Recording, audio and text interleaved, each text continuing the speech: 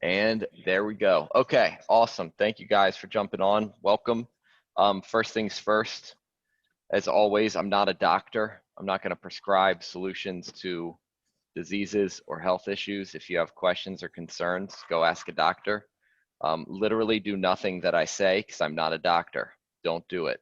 If you have any doubts, don't do it. If you have any questions, don't do it. If you have any concerns, don't do it. And I'm telling you not to do anything that I say because I'm not a doctor and I don't have a degree. So that being said, about me, who I am and what I do, I obsess about information. I do a lot of trial and error. I've got a lot of experience, and I have a brain that I feel like allows me to approach things from a unique perspective, and I've delivered that to a bunch of people, and that's all I'm doing now is giving you a different perspective and an idea, and then you can take that and do with it what you want. And we have Mama on the call right now. She's been here for 100 years and gone through all of it, so she can tell you um, that it's cool. It's a cool system, and it's a new and unique approach to doing this. So also, this is not going to be like any other nutrition calls or seminars or coaching calls you've ever been on. It's going to be a little bit different, and that's the point. Is it is a new approach from a new way with a new method, and that's how we're always going to stick with it. So, I'll share my screen with you. I'm gonna go over these key points right now. Then we'll end it with as much Q&A as is needed. So, what to do if you can't stick to a change? You've tried to make a change and you failed. That's the assumption here. When you can't stick to a change, it's that you've actively tried to change something and then you were unable to sustain it. It's a completely different conversation if you're unable to start making any sort of changes. You want to do something, but you can't. This is different. You've tried to do something, but you're unable to stick with it. That's the definition here of can't stick with a change.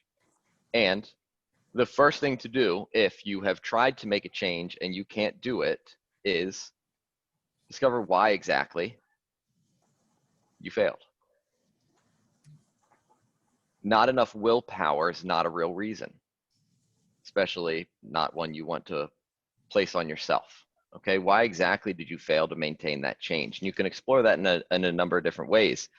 The reality is that there's more factors involved than you usually give yourself credit for, and the things that cause people to fail more often than not are a bad plan, a bad strategy, or a bad choice, not your weakness and your inability to do it. It's not a failure of your system and an inadequacy. It's just feedback that the strategy was wrong and that something in the system is broken or malfunctioning and can be fixed and improve it moving forward.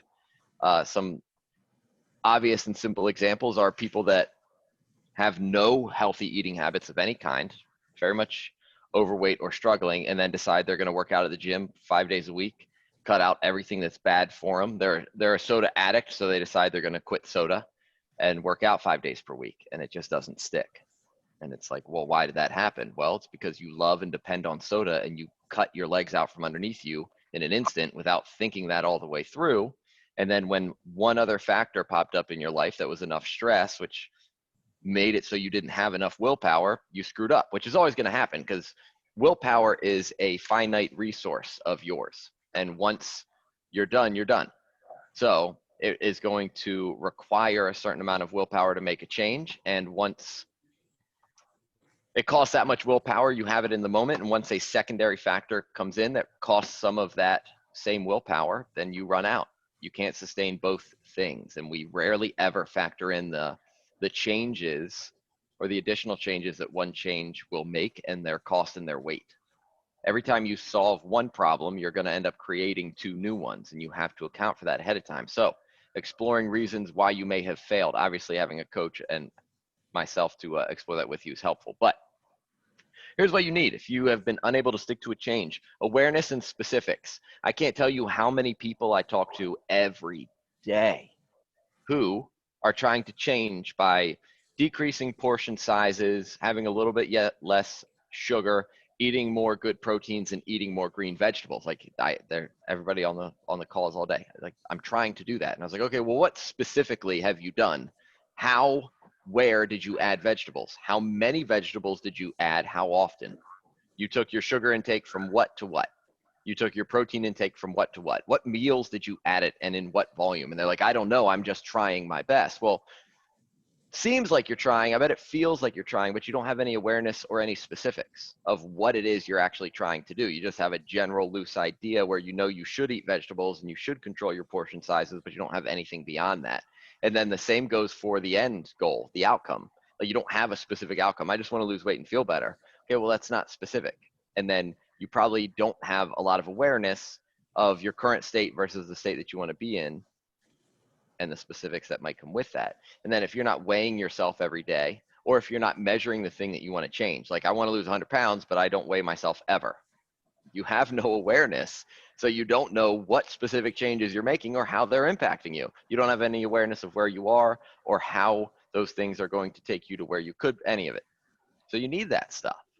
So when you look at the changes that you're not able to stick to, why did you fail? And what is your level of awareness and what type of specifics are you carrying with you? And then you need discipline. And this is a very much misunderstood variable in principle. Discipline doesn't mean that you're just a badass who's going to stick to everything no matter what because you're capable and you have an insane amount of willpower. Discipline means that you are doing a thing independent of your desire or motivation to do it. So if we go back and we make a change and that change costs more than we could give if we had no motivation, then we're no chance we're going to be able to stay disciplined with it and we're not going to be able to stick to it. So when I say you need discipline, discipline is a skill. It is a muscle that you can build over time. You're not just naturally born as a disciplined badass versus naturally born as somebody with no discipline. You train it in the same way that you come into the gym and you train it, same way that you track your steps in your Fitbit and you increase it, same way that you drink more water over time, improve your diet, whatever it is, it's something that builds. So this is one thing I go back to all the time with you guys. What is the smallest change? Like literally the smallest change that you could make that would give you progress and move you forward that you're willing to make right now and that you know you would be willing to do if you had no motivation, no momentum, and no desire to do it. So when your change is going to be 5 days a week in the gym, we do CrossFit here. It's super, super, super hard. As soon as you're too tired to do it and you need motivation and you don't have it, then you don't do it. It fails. But if the discipline was to just do the minimum amount, maybe that minimum amount was simply to drink water when you wake up, like you could know you could do that even if you're not motivated to do anything. Obviously those would build over time, but when you choose something, it has to fit within your current capacity of discipline and then build up. To assume that people who are able to stick to more harder, more challenging things simply have more discipline than you, so you are inadequate, is wrong. They have built it, but they didn't build it by going outside of their current capacity. They built it by staying within and then adding one. What you need when you're trying to make a change and you can't stick to a change is flexibility. If it's super rigid, you're going to fail. Like if you have some very strict guidelines to eating, this is good, this is bad, don't break the rule. Eat at this hour and this hour and this hour, exactly this portion, exactly this portion, exactly this portion, and stick to it no matter what. Then when you break the rules, I cheated on my diet and failed, that gives you no flexibility. So it requires an inhuman amount of discipline, and then there's no bending of the rules. At that point, you have to know already that it's a real terrible idea, a real terrible plan. Most of the information that goes into it's probably not true to begin with. You're setting yourself up for failure if there's no flexibility. Flexibility can be margin of error. It can be average. It can be anything along those lines. But it needs to be something. You have to have some sort of give and take. If you set that you're going to go to the gym 3 days per week, Monday, Wednesday, Friday at 5:30, and you miss one day, and then you're like, F it, I'm just going to wait till next week to start, that's not flexibility. If you are a perfectionist, you're actually not a perfectionist at all. You are a procrastinator who is avoiding things. There's no such thing as being a perfectionist. I'm an all or nothing kind of person, simply means I'm afraid of failure and I don't want to start because failure hurts. You're not an all or nothing. You're not a perfectionist when it comes to this stuff. Okay, break that right now. You have to give yourself some sort of flexibility because perfection is not real. You can't be all in on something. Everybody here woke up and did something other than go to the gym, cook their food. which means you can't be an all or nothing no matter what. If you won the lottery and it was $1 billion lottery, you still probably would not choose to be all in on health and fitness. You'd probably choose something else. What you need is resilience, and you can build that up. You're going to fail on your plan or bend the rules enough at some point somewhere, and guess what? It's not an end all be all ultimate failure. You are a failure. You might as well quit. You need some resilience to bounce back from the inevitable, which is going to happen. And you can plan that resilience. What am I going to do in this situation? What can I do to bounce back? What can I do to redirect? If you don't have that, or a strategy for resilience, or block off a time to reflect on the failure and why, and then come up with a new plan, you're always going to suffer. And you're going to suffer meaninglessly, aimlessly, and it's super painful and super heavy to suffer like that. I tried to do this and it didn't work out. I suck. I quit. That's a pretty miserable and depressing existence. But resilience would be, I tried to do this and it didn't work out. Why? What went well? What didn't go well? What can I change to do next time? Am I willing to try again? And then hopefully the answer would be yes in that situation. In the absence of some sort of resilience and some sort of resilience practice, it's always going to suck. You're going to be stuck right where you are for another 30 years. And I can tell you, there are a handful of people that you know that you will interact with in the gym, that you will interact with in the Facebook group, that you might see in public or on social media that I interact with, that I have been having conversations with for more than 10 years, and they have not made any of the changes that they need to make, that they are desperate to make from the first conversation they had with me, because they won't commit. They're an all or nothing, and they won't practice any resilience, and it's depressing. And again, some of you have been with me for close to a decade, and you've seen a lot of these people. It's tough. You need, if you're going to make a change and you're going to stick to it, some sort of damage control. And that is, what are you going to do to minimize the damage done when you inevitably break the rules or do things that are counter to the rule or to the change? So, like an obvious one, if the change you're trying to make is to stop eating ice cream and chips in the middle of the night, what is your damage control protocol for when you start eating ice cream and chips in the middle of the night? Because if you do it all the time right now, to pretend like you're just never going to do it again is insane. While quitting cold turkey and going all in on something is doable and super effective, it is only effective when you've passed a certain point of pain and misery and desperation. Anything short of that, you're just going to fall back into that behavior, which is a vicious cycle. So what do you do when you start doing it? You need to put some sort of damage control fail safe in there. And it's, I'm going to make a bad decision. I know I'm about to make a bad decision. Or once I've started to make a bad decision, how do I minimize the damage? And we could talk strategies about it. You need emergency protocols, because you know an emergency is going to happen. What do you do when things get out of hand, when things are outside of your control and it's an emergency and you're going to break the rules? What do you do to get yourself back on track? Because the idea that you fell off track, right? So a simple example is, you said you're going to go to the gym 3 days per week, but on Wednesday, a legitimate emergency happened and you can't go to the gym. What's your protocol, process, execution to make sure you stay on track or get back on track? And the beauty here is that it's infinitely flexible. And I know some of us haven't gotten to this phase and stage in the system, but creativity is better than knowledge, rules, resources. Like, your ability to be creative is going to be a key thing, and you should practice being creative. An emergency protocol allows for a lot of creativity because it can be unique to you in any given situation, because it is very much mental and personal. Practicing our creativity when it comes to resilience, damage control, and emergency protocols is great. Again, going back to some of the principles you may not have been at yet, but you need feedback, data, some sort of feedback, and multiple types of feedback. And the best type of feedback is the fact that I'm here as your coach, but you can get a friend also and try and test your own emergency protocols. And you're going to fail at the first 150 emergency protocols that you come up with. You're just going to have to accept that you're going to fail on it. Go back and repeat the process that we're talking about right now. Fit it within the amount of discipline that you are capable of doing right now. Make it flexible. What's your resiliency idea? What is your damage control idea? Then rebuild another emergency protocol and repeat, thinking that, all right, here's the plan that I'm going to stick to perfectly forever. No, you're not. I'm going to bet my life savings against it, because that's a terrible idea to begin with and it doesn't exist. Stop doing that. You need standards for success, but these standards cannot be perfection, and it cannot be a specific outcome that's outside of your control. So I'm going to eat this diet, I'm going to exercise like this often, and I'm going to lose 15 pounds this month. And if I don't, then I'm a failure. Well, the rate of weight loss is outside of your control, especially if you haven't been measuring it super accurately. It's also not built on, and you're not making that prediction on any sort of information. You just made it up. And I can tell you, I had a conversation with somebody lately that lost 20 pounds in 21 days and was disappointed. And if they don't get to their end goal on the specific timeline that they set, they're going to feel like an absolute failure, when most of that is entirely outside of their control. And the short-term success was absolutely absurd.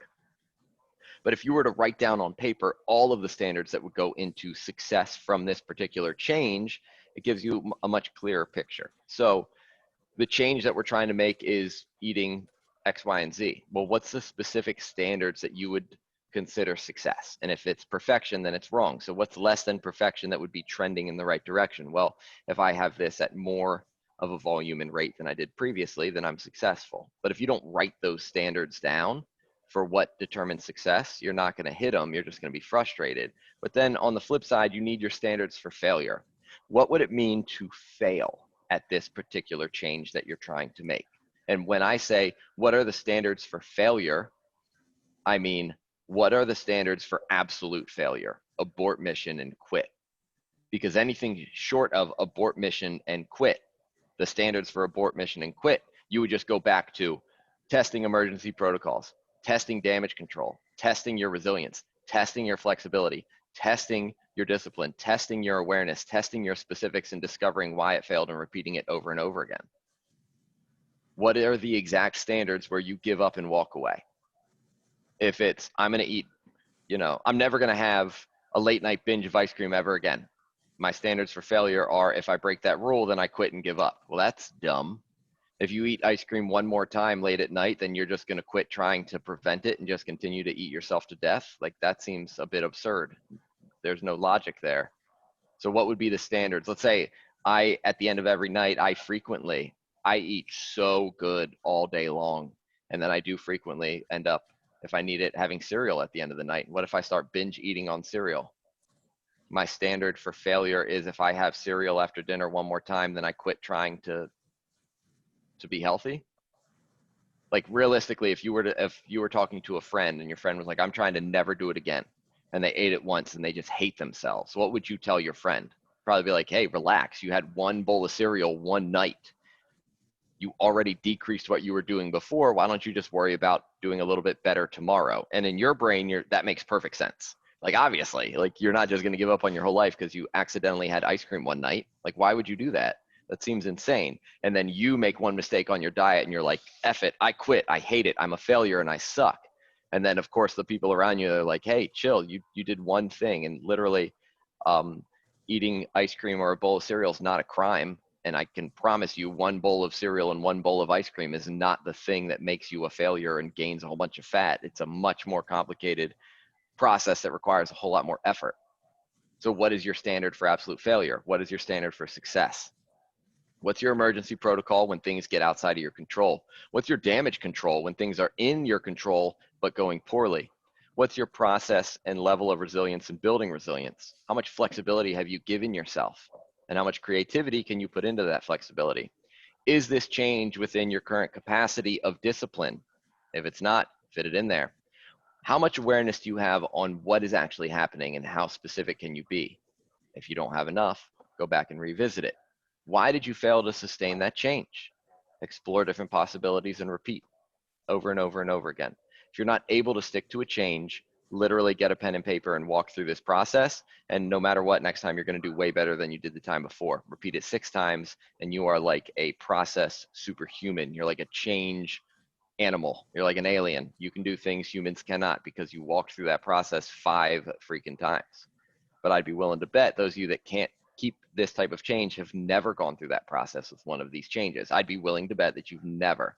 Even if you feel like, no, I've tried a whole bunch of stuff, I would bet everything that I've ever known that you have not.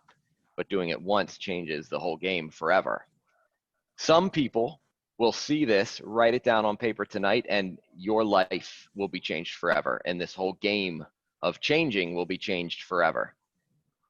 Others on this call will get hit by it hard in 3 years when it all finally clicks and you start writing it down, and it'll be slowly something that you adapt and understand and evolve and grow with.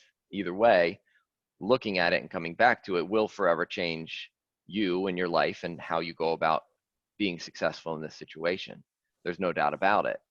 If you've never used it and you use it once, you now have more power than 7 billion human beings on the planet. It's a big deal. Now, Q&A. Let's hear it. Your specific struggles with changes and any of the things that I just said, so we can answer your individual questions. Go.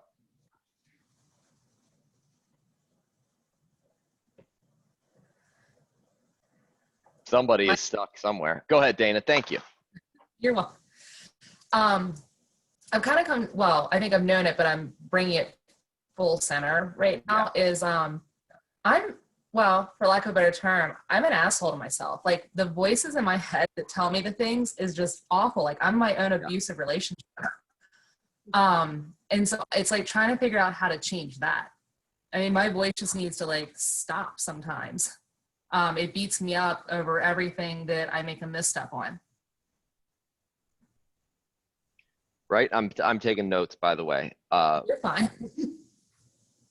Because I'm going to talk about this quite a bit in some of the daily lives that I'm going to do, and this is wonderful. Self-talk. If you've listened to anything I've said last few weeks, I talk about lagging indicators and leading indicators. So change on the scale is a lagging indicator. It happens after you make the changes. If you make a couple of changes and you're using the scale as justification for what you're doing it in the wrong order or backwards, and you're setting yourself up to failure because you didn't gain weight, then have your eating habits change. Your eating habits and your behaviors changed and your activity changed, and then the result was that you gained fat. And then you change your habits and your behaviors and your processes, and the fat comes down. Well, guess what? Self-talk is a lagging indicator also. But a lot of us will qualify it as a leading indicator. I am where I am because I have terrible self-talk. If I fix my self-talk, then these things will change. Wrong. Change the things, the self-talk starts to change. You have to be aware that you are just an asshole to yourself and beating yourself up. But that negative self-talk wasn't the first thing that happened. Something happened, and then the lagging indicator was the self-talk, and it gained momentum. It's not a leading indicator, it's a lagging indicator. While it may be a pre-step to weight loss and a pre-step to success, it's still a lagging indicator on its metric, which I know that this can get a little bit more complicated in its philosophy here, but a leading and a lagging indicator are just, they're not ultimate, they're in the chain. And the self-talk, while it may come before weight loss, it is not directly linked to it, and it is absolutely a lagging indicator to other things. So you waiting or trying to fix your self-talk before you fix other things is a plan to fail. It's the wrong order and the wrong process, but the same rules apply. So why do I have this level of negative self-talk? And you can dive into that and you can go super deep. Like, that's a very big mental emotional life question. Why do I have this negative self-talk? And if I could fix your negative self-talk from giving you 2 sentences, I don't know if you've ever heard of Tony Robbins, but he's pretty popular, and he also probably makes more. I know that he makes like probably 6 figures for every 30-minute conversation he has. So if I could fix your negative self-talk that quickly, I would have more money than I knew what to do with, and I'd be more popular than Tony Robbins. But that's not me. I don't know. The point is, though, that you could go through the same process. You tried to fix your self-talk and it failed. Well, why did what you tried to do to improve your negative self-talk fail? Why did it fail? Then, like, awareness and specifics. Well, what exactly did you do to try to improve your self-talk? What exactly is the negative self-talk, your awareness and specifics? How exactly is it impacting you? What exactly did you do to try to improve it? How are you measuring improvements with your self-talk? How are you measuring the leading indicators and behaviors that would improve the lagging indicator for self-talk? Have you ever thought about any of that stuff?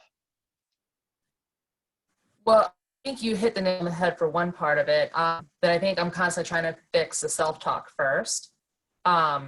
which it kind of makes sense for you're saying it's the lagging indicator. It's not, it came after other things and there's Yeah. like another source to it.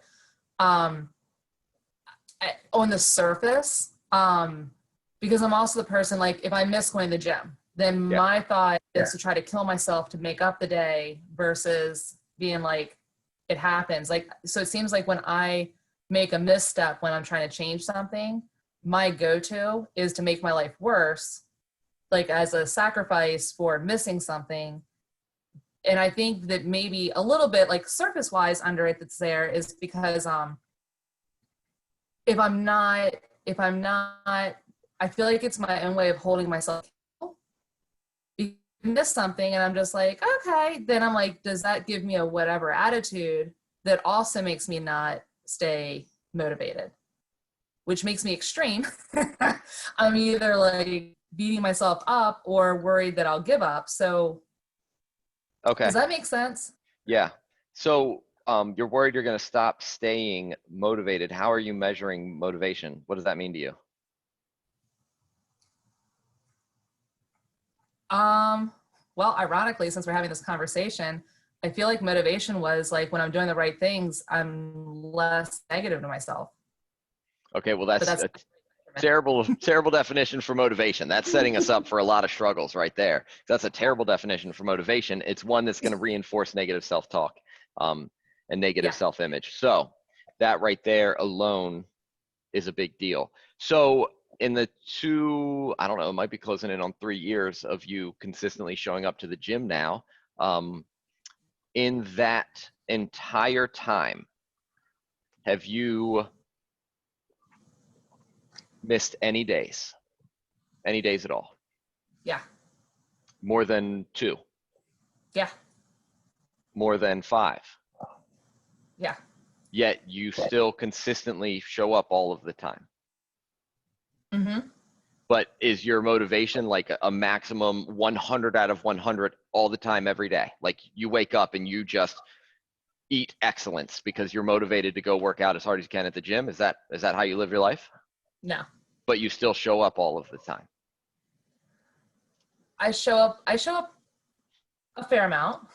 Dana, you show up all the time. And if you miss a day, like you want to show up tomorrow, and if you miss tomorrow, are you going to quit and never come back? No. Okay, then you're probably fine. You have enough motivation. You're probably fine. Setting the standard beyond what you're already doing and being afraid that you're no longer going to be motivated enough to show up in the gym because you missed one day. We've got a ton of evidence that says that that's not the case. It's already enough of a habit and a behavior that it's within your current level of discipline. If you miss a day, cut yourself some slack.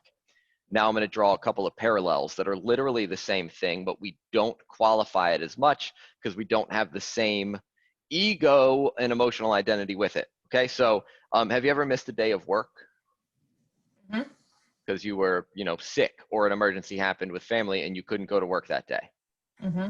Did you view yourself as an absolute failure? Did you talk to yourself like you're a terrible person and then just quit going to work?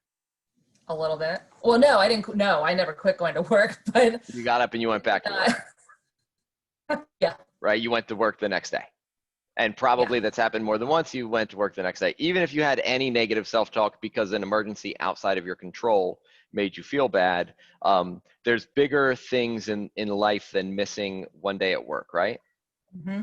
Well, guess what? Missing one day at work is going to have more of a negative impact and more damage on you than missing 6 months straight at the gym.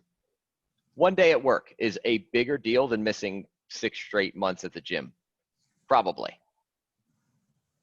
So like if you're okay with missing one day at work, then you should be okay with a really crappy week where you didn't get to the gym, is because you're going to get back to it and it's not a big deal. You can adjust. Right. Assuming that 6 months you didn't deliberately just give up on life and try to just eat yourself to death, you're still in control. Whereas there are more factors involved with missing a day at work, but missing a day at work is really not a big deal. It doesn't matter. Like you're not a failure. You just go to work the next day. Who cares? Because the impact is minimal. Same thing with exercise and fitness. Well, here's my favorite analogy, I guess. I tell you guys all the time, you don't need a compass, you need a GPS.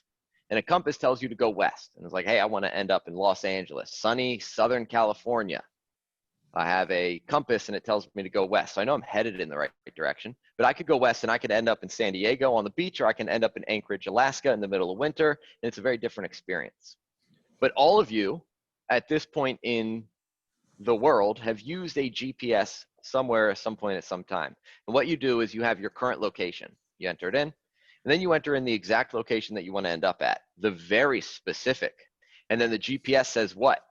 You take this road, this distance, for this long. You can expect to be on that road for this long, going this speed because of these factors. When you get there, you're going to turn in this direction on this road for this long at this speed with these factors. Then you're going to, like, it's super, super, super specific. That's a GPS. When I say you need a GPS, that's what I mean we need to get to. You don't have to have it immediately right out of the gate, but you have to start getting towards, I'm going to go in this direction for this long with these expectations and these variables, then turn here. Instead of saying, well, I'm just going to go west and hope for the best. Doesn't work out. Now, we're taking the analogy of I'm using a GPS to get to California. So I jump on the road here, we go out, blah, blah, blah. I get on the highway, smooth sailing too. Like, I'm talking 3 straight hours. I'm flying down the highway. There's no traffic. It's super easy. Then all of a sudden, there's a whole bunch of traffic and I come to a complete stop. Am I just the ultimate failure? Should I quit and turn around and go home, even though the only thing in the world that I want is to get to Southern California? But now I ran into traffic and it's stop and go traffic. Am I a failure? Yes or no? No. Why not? Because things happen. Things happen and the traffic's outside of my control. Mm-hmm. So what would you say for me to do in that situation? Ride it out. Yeah. The traffic will clear up. It'll probably be fine, right? Right. Chances are that the traffic is not going to stay there for eternity. Right. Chances are they're going to clean up the mess and we're going to get through the traffic, right? Right. Okay, so now, like, traffic clears up, I go again, but now I'm a few hours behind my pace. I drive. I get tired because that's a long drive and I need a break. So I pull off and I decide to have a dinner. Am I a failure? Mm-mm. I want to No. get to California. I'm following a GPS. I'm exhausted. I have pulled over and I'm having dinner. How long can I have dinner there before I'm an absolute failure and should just give up? You wouldn't. Forever? Like, I can at any point change my mind and get back on the road, right? Right. So it's totally fine. It really does not matter. I could stay there for as long as I want and as long as I need. But I'm starving. Can I get all the way to California without sleeping and without eating? No. If I push myself too far on the road, what's going to happen? You could get into trouble. I'm going to get into trouble. I'm going to be tired. I'm going to crash, get into a car accident, not pay attention, cause damage to other people, or I push myself too far and then I have to rest longer and recover.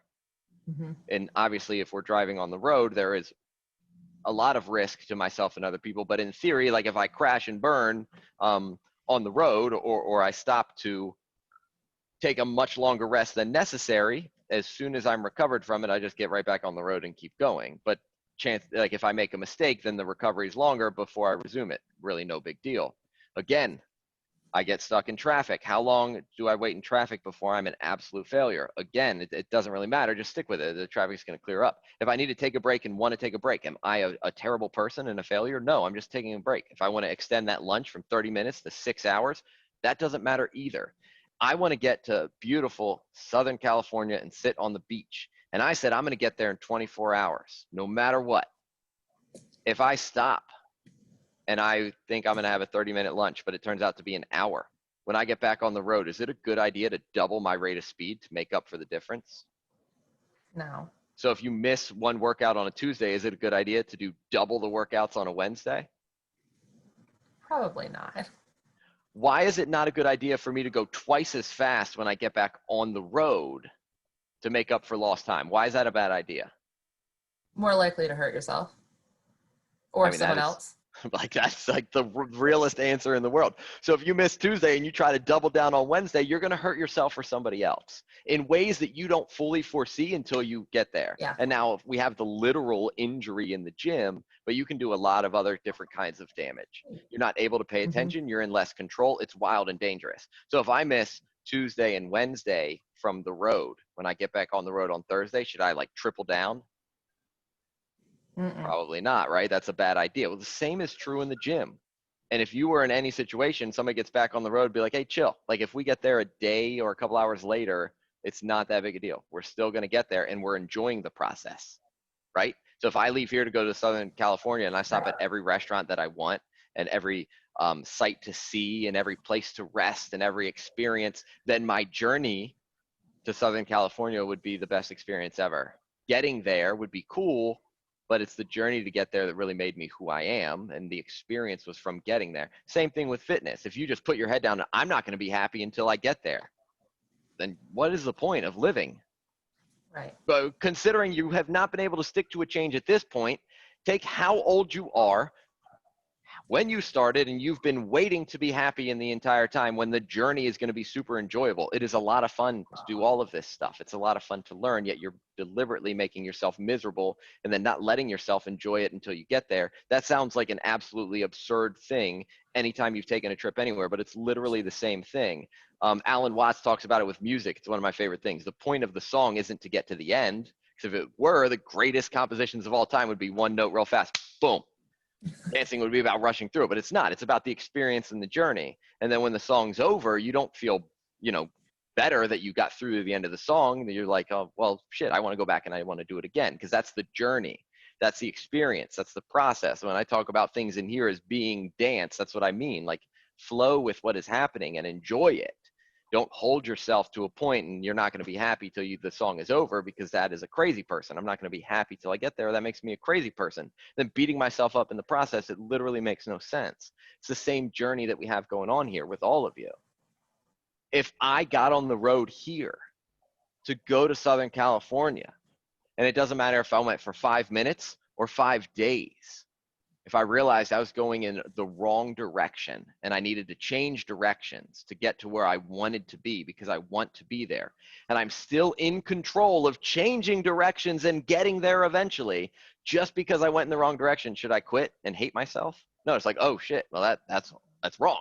If you started out on a journey and you took a wrong turn, you instinctively would be like, okay, that's not a big deal. I'm not a failure and should quit on life and should hate myself. I just made a mistake. My path was the wrong path, no big deal. I'll just try a new path and then I'll figure out my way to get back to the road.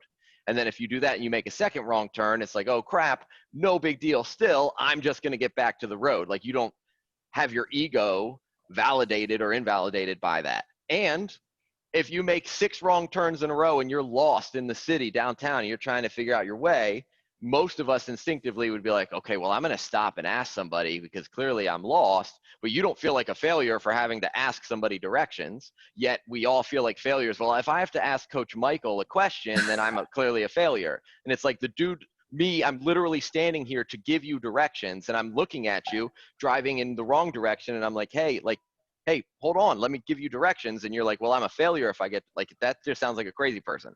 Like, I don't want to ask the person who knows exactly where to go because I should know where to go. I don't know, but I should. So I'm just going to be miserable. It's like, here's everything you So need. that's when 6 the inches. other part. So that's when the other part of me kicks in, and then I don't want to be an inconvenience. Just That's saying. where, again, that's where we go back to, repeating the process that we're going through now and drawing parallels and analogies. So in this analogy right now, you are the driver. I am 2 things. I'm the voice on the GPS. When was the last time you were lost following the GPS and you were like, man, I really don't want to inconvenience Siri right now and ask for a different route. Siri's going to be pissed. Like, you've never thought that, because that's absurd, because Siri's entire existence is to give you the directions, Mm-hmm. right? So Yeah. I'm half Siri and I'm half the person in the passenger seat. Now, I cannot tell you, or I cannot force you to drive anywhere. And there's nothing that I can do that would physically force you to make any of those turns. But I'm sitting there telling you, like, where to go and where to turn and making suggestions. And in this car ride, I'm telling you where I want you to go. You might not be going in the same direction, and I know it, and you know it, but you feel like it's going to be an inconvenience to ask the person in the seat next to you, whose sole purpose is to answer the questions that you ask and tell you where to go, but you don't want to inconvenience that person. But it's not an inconvenience, because I'm literally there to give you directions. And let's say you want to go to Southern California. In this analogy, I don't want to go to Southern California. Like, I just want to go where you want to go. I don't care where we end up. But if you're like, hey, I want to go to Southern California, I'm going to say turn over there. And if you change where you want to go, then I'm going to say, okay, turn over there. Because I don't want to be anywhere except for with you now and with you where you end up. So there is no such thing as an inconvenience to ask me, who doesn't have anywhere to be, for like, I just want to be next to you. That's all. I don't care where we go. And then Siri. So there is no inconvenience. Yet you qualify it without reflecting on it, right? We don't go through the process and the steps that I just gave you. You leave it at that. Well, I'm an inconvenience and a failure. But when was the last time you actually got down a pen and paper and was like, this is what I think. This is reality, and it's different. And that self-talk doesn't go away. This is just the leading indicator that fixes the self-talk. It's the practice, it's the habit. But to be like, oh, well, my self-talk should be gone. That's more of the negative self-talk immediately. That's the perfection. That's the all or nothing. That's the stuff that doesn't make sense. We go to the leading indicators that would help it with that negative self-talk. Now, here's a cool drill. I'm not a psychologist, so I'm not a doctor. I'm not going to fix anything. Don't do this. However, get a pen and paper out and write your statement right now. Doesn't matter what the statement is. I'm going to use traffic as an example. And then you can do this exercise with the real negative emotional self-talks that you have. Okay, so I'm going to write down on paper exactly my statement of how I feel. I am pissed because there is traffic and my car's not moving, and I hate traffic, and there shouldn't be traffic at all. It should not be this way. There are rules to the road. There are strategies. There are speed limits, there are lanes, there are processes. It should be streamlined. It should always work. It doesn't work. There's traffic and I'm pissed. Okay? And everybody who's been stuck in traffic has probably been stressed out stuck in traffic. That's why I like it, because I get so stressed out in traffic. It drives me nuts. If you want to know why my commute is so short, it's because I had to drive down to College Park from Frederick every single day. And I was like, I don't care. There's no amount of money that you could pay me to commute that far. I'm working close to home. I hate traffic. So I wrote down that statement. I am pissed right now because I'm stuck in traffic and there shouldn't be traffic. You wrote down your qualifying statement. Now write this. In reality, then write the exact opposite of your qualifying statement. I don't care what you said. Write literally the exact opposite. So I just wrote, in reality, there should be traffic and I should not be mad.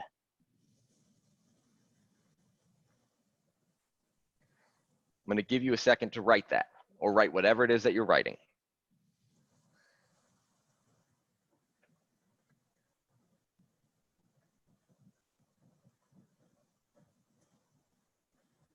Okay. Now, if you need me to pause, just wave your hands and tell me to pause. So I wrote my statement, how I feel, what I'm thinking. I am angry right now because I am stuck in traffic and there should not be traffic.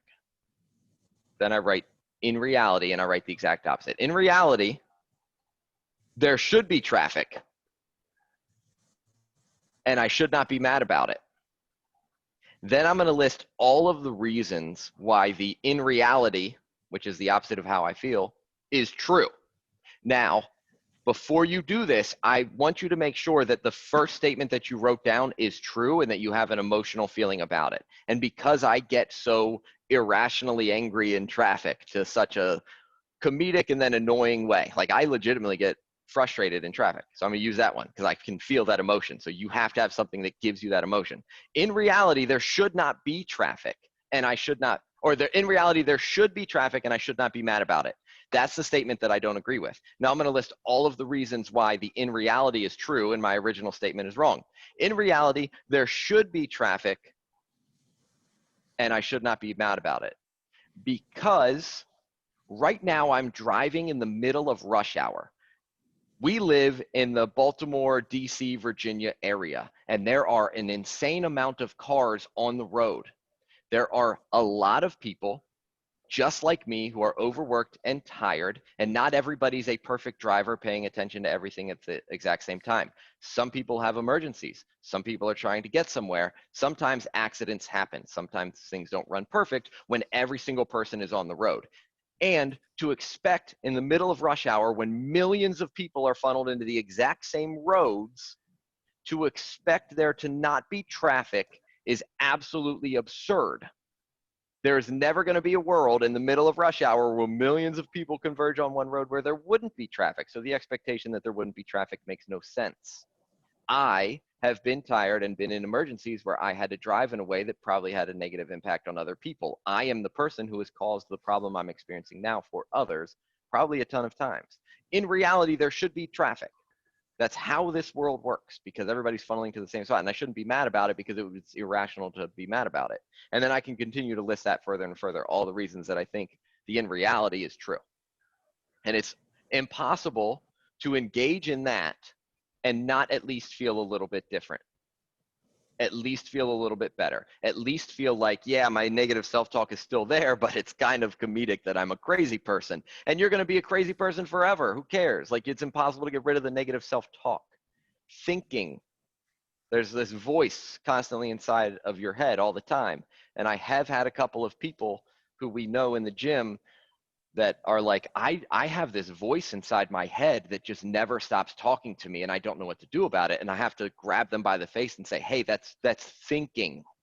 That's just thinking. That's everybody. It's always going to be the case. You can't get rid of thinking. You can't stop.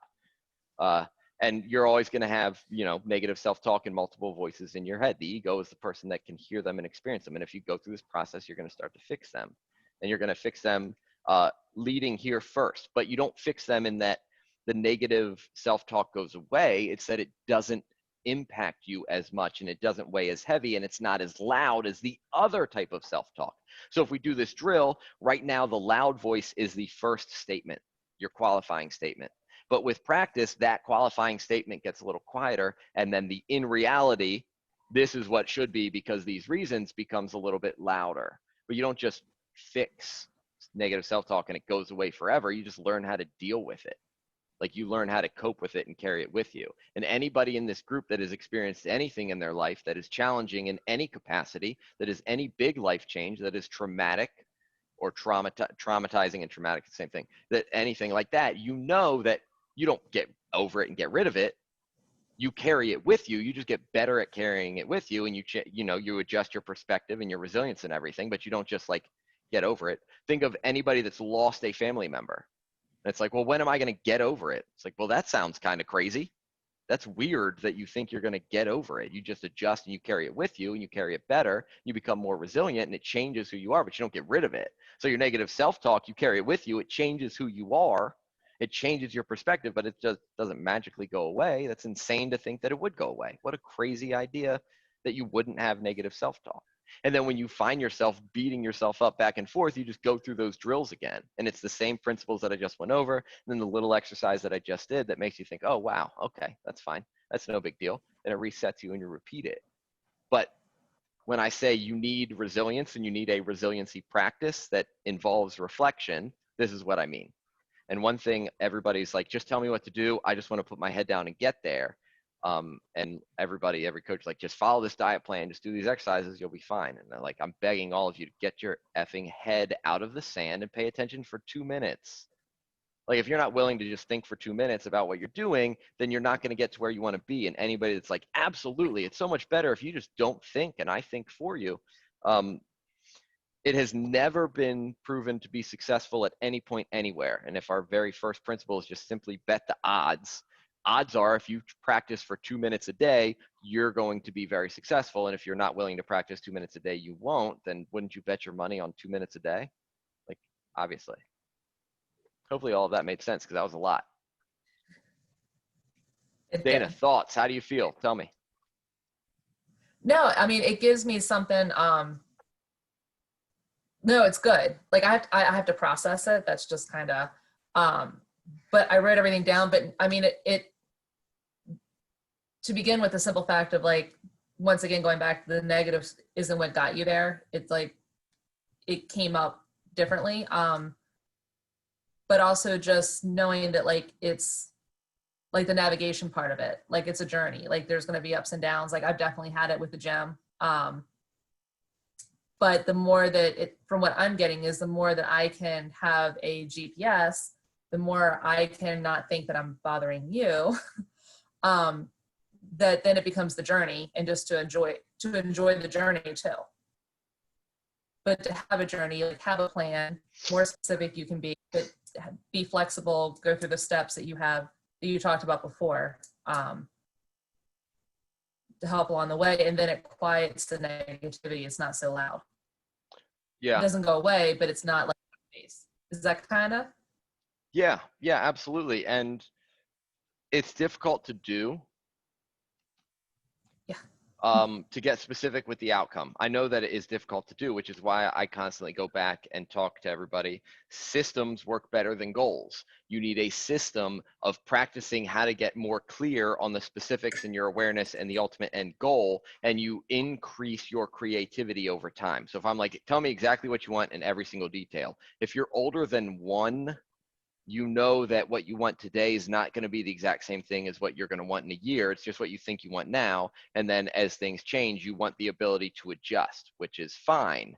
So we want to get more specifics as we go. And as we get the more specifics, as we get disciplined with those tight roads and specifics, it increases our freedom and our flexibility and creativity. But those funneling into the specifics is a prerequisite to the ultimate flexibility that you want. So you have to practice funneling it in. So you just add specifics every week as you go of something that you might want. And the 7 domains that I teach, physical, but mental, emotional, spiritual, social, intellectual, intuitional, you have to develop those over time. So it takes practice and it takes repetition. And as you expand in those, you get more creative on how to specify. So when I'm like, what do you want? And you say, I don't know. Okay, then go back and keep thinking about it. That's okay not to know, but think about it a little more. And then you get really creative. And it's like, hey, when I am, let's say, wow, I don't know how old I am. So I know I'm not yet 35. I don't know how old I am though. So let's say by the time I'm 30, when I'm 35, this is how I want to live. Okay. And then I can start to think more and more and more and expand it. And the more specifics I get, the better I'm going to be with directions. And we're talking about what I want to eat, how I want to eat, what time I want to eat, cooking the food, the types of foods, how they make me feel, breakfast, lunches, and dinners, what I want to be capable of doing in the gym and outside of the gym, how I want to interact at work, how I want to interact socially, what I want to look like, what I want to feel like, what I want my relationships to be like, what I want to do interacting with my kids and my spouse and my extended family. And then you would build plans towards that as you got more and more creative. But usually we don't do that. And of course, I'm not, coaching you on ultimately your relationships and your lifestyle outside of it. But really, if you think about it, how does your unbelievably strict diet in terms of foods that are good or bad and total calories impact you when you go to social outings and family events and holidays where you're not getting the results that you want? You feel terrible. Your choices are limited. If you break your rules, you have your negative self-talk, you feel like shit. Yeah, don't eat anything that's bad for you. Okay, well, Google it, and literally everything's bad for you, including vegetables and water. So good luck with that. Don't eat anything that's bad. Cut your calories down to 1,200 calories per day. Yes, you're going to be starving and grumpy the entire time, but sure as hell, you're going to lose that weight eventually. When you go out to social events, just avoid everything that's bad. You're going to get peer pressure. So you just resist the peer pressure from all the people that you're excited to see. Don't eat any of the foods. Don't do the drinks, and don't engage in anything that's fun, and you'll be fine. And it's like, why is this the worst strategy in the world that everybody is just pitching? Like, hey, coach, this sounds like shit. I'm going to be honest with you. I want to go and I want to eat those foods and be social and drink. Like, that's the whole point of going, coach. I feel like you don't understand that. And it's like, no, that's bad for you. It's like, I feel like you don't understand the purpose of anything we're doing here at all. And that is true. If I am doing this so that I have freedom to go do that stuff, but by doing this, I'm not allowed to do that stuff, that's a shitty plan. So that's a bad plan. That's not a plan you should do, but you need the specifics. Hey, I want a plan that's going to allow me to go do that. Oh, change the plan. It seems super obvious when you say that. I want a plan that allows me to do X, Y, and Z. Okay, well, let's build it. But if you don't have that, you just want to be ultra restrictive and healthy, well, then that's what you get. And you wonder why it doesn't work. You wonder why it fails. Well, it's pretty clear and obvious there. Does that make sense? Mm-hmm. So gaining it and gaining momentum as you go is super helpful. So Dana did a great job of carrying everybody here with asking a question and then staying engaged with the conversation. So I hope all of you thank her for her participation with me today, because that was super helpful. I'm typing something up to share with you guys real quick. In the next 2 minutes, ask any other questions that you guys have. Okay, I've been waiting. Hi, everybody. Hi, Michael. Hello. Um, like you said, okay, what's going on? My thing is like you kind of hit most of it because like I'm disappointed. Like I didn't stick with it. I ate the wrong food. Okay, my thing is like you talked about it, and I felt real crazy when you said I'm an all in kind of girl because I am. You know, when you like I'm her. So like I like my financial situation made things crazy, having to move, having to change jobs, having to just do so much stuff, and place so many unrealistic expectations on myself. And I went from going down to coming back up, but still slimming down.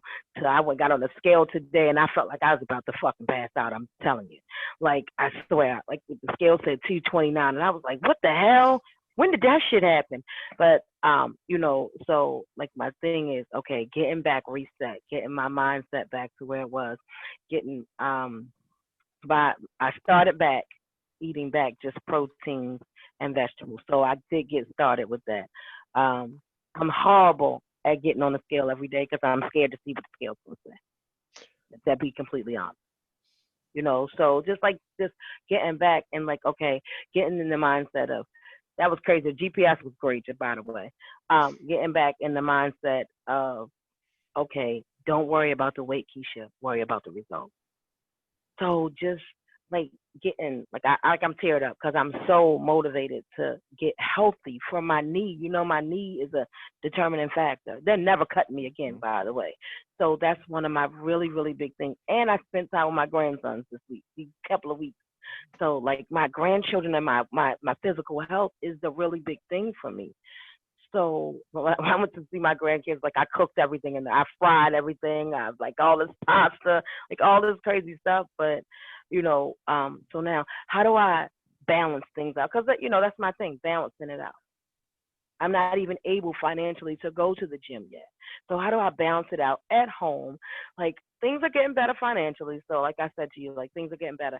But like now, how do I even keep? Because I'm a up here or I'm a down here kind of girl. How do I just stay medium in the middle?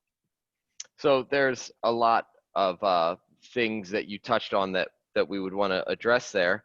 And we're about to be out of time. So I'm going to give you a couple of specifics. One, you're afraid to step on the scale, or you don't want to step on the scale. You struggle to step on the scale because you're afraid of what it's going to say. So how do you fix that? Anybody? If you're afraid of something, what do? Do it. You expose yourself to it and then you learn about it. And the two things that are going to expose you to it and learn about it are to step on the scale. And I've given this instruction a whole bunch of times. Step on the scale every single day. And if you step on the scale and it wrecks your day and you have an emotional breakdown and you cry every day, then you're going to step on the scale and you're going to have an emotional breakdown and you're going to cry every day until it no longer bothers you. And you're going to go through that process because you are stronger than that. You are more resilient than that. And the only thing that you're ever going to do that's going to improve it is for you to learn about what is actually happening on that scale and for you to stop being afraid of it. And then you can start moving forward. And just as a fun fact for you, you could fluctuate a cumulative, in theory, you probably won't see it quite as dramatic, but you could fluctuate a 12% of your total body weight in either direction on the scale from water weight alone. So your weight from the water is going to go up like this. And if you're losing fat, the trend line's going here, but this line's always up and down. So you don't have a freaking clue. You don't have a clue what that is, but you step on it and you're like, well, this is my self-worth. And it's like, if it was great because your water is down, it has nothing to do with your fat. And if it's bad because your water is up, it has nothing to do with your fat. So you're measuring it off of that. So if we're talking, let's just say 10%, what is your current body weight? What is 10% of that? It could be up or down any day and it means nothing. So you're gonna have to learn about it. We have to learn about all those other things and the different trends, and you have to stop being afraid of it because you know what's gonna happen and why it's gonna happen. If you are afraid of a thing, you learn about a thing and you expose yourself to the thing. So that's how you're going to break that trend. And that's going to be a very powerful thing. And then you're like, I don't have the resources right now to go to the gym. I'm up here, I can do great, or I'm not. Goes back to all the principles, which you can watch the Zoom calls on YouTube and in the Facebook group and everything. Raise the bar from where you are right now, not from where you want to be ultimately. So where you are right now is that you're at home, you're doing this, just do what is the smallest change that you're willing to make right now that you can make, that you're willing to make, that you know will move you in a positive direction, that you would do even when you weren't motivated. Because you're motivated to go to the gym and you could do a lot of it. But what's the smallest thing that you could do? And then only do that. And only do that thing, and just do the smallest thing over and over again. If you do more, it's a bonus. If not, it's no big deal, because it's just that one thing. Doing more than you need to do, it does not make you a badass. It makes you kind of an idiot. Like, that's the real truth to tell people. And it's a waste. It's a huge waste, and it's a big mistake ultimately for most people. So you go to Target and you're at the register and you're about to check out, and the thing at the register is the thing that you want. So you grab it and it costs $10, and they bring it up and they say, hey, it's $10. And you're like, no, here's 50. You throw it down and you walk out. It's like, that person just spent $50 on that $10 thing. Like, that person's a baller. That's cool. And they do it 5 times, and then they realize they're, $200 in the hole all of a sudden. And you're like, shit, I need that $200. This hurts. I'm not going to do that. Like, it's a bad idea. Same goes for your energy investment into the changes that you're making, because once you walked out the door, the $10 thing's still a $10 thing. I don't care if you spent $50 on it, you still got a $10 result. Same thing's going to be true. It costs $10 to do this in here in terms of energy and investment. So you're going to get a $10 result. You can't get a $50 result by spending $50 today, because the cap today that you can spend in terms of benefit is that theoretical $10. You can get this much better every day, but you can only get this much better every day. So exactly how much work do you need to do to get here? You don't know exactly yet, but once you've done that work, anything beyond that's a complete waste of time. And then it goes back to your current capacity. You do not have the capacity to do a perfect diet and exercise hard as shit every day. You just don't, because that's too far of a step. But you do have the capacity to do a little bit of something. So you just do that capacity, and that trends you forward. Stop measuring yourself against somebody else's outcome or some sort of ideal that is too many steps in the future. Raise the bar from where you are. Use what you have right now to the best of your ability, that you're willing to do in the smallest amount that you know would push you in the right direction, that you would still do independent of whether or not you're motivated. It sounds like a lot, but really it's like, if I took 5 extra steps today, or I drank a little bit more water, or I ate 1 stalk of broccoli, that would be better. Then just literally only do that and stop qualifying it as different, because 1% better every day for a year is hundreds of percents better. But if you try to go too much too quickly, it fails. You cannot sit here on this phone call and tell me, hey, Michael, trying to drive down the highway at double the speed limit because you fell behind a little bit is a bad idea. You can't also then apply that to everything you're doing when I say, hey, it's probably a bad idea. Slow down a little bit. Same idea, same position. Hold yourself to it. Does that make sense? Mhm. All right, so I do have to jump off and go home, because I have to be back here in like 5 hours to open the doors and let you all back in. If you have questions, comment them on Facebook, on YouTube, wherever. Send them as a text and an email. I'm going to answer them. I'm going to upload this tomorrow. Thank you guys for jumping on. We're going to do a whole lot more of these. I have to click end immediately because now I'm getting messages that I have to be home. So thank you guys. It was awesome. I will talk to Good you. I'll night. see a Thank bunch of you. you in the morning. Good night, guys. Thanks.